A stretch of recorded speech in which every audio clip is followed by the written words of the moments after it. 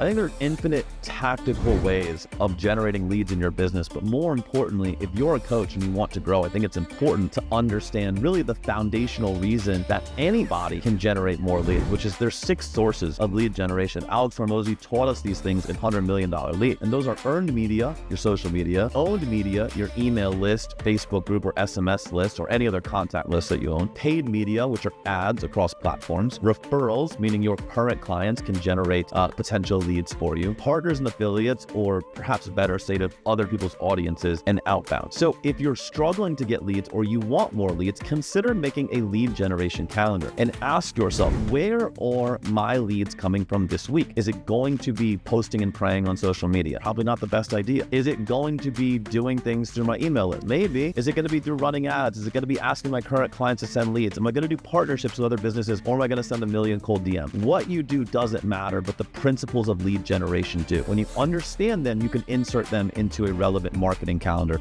And when you do that repeatedly and you execute at a high level, you're never going to lose this game.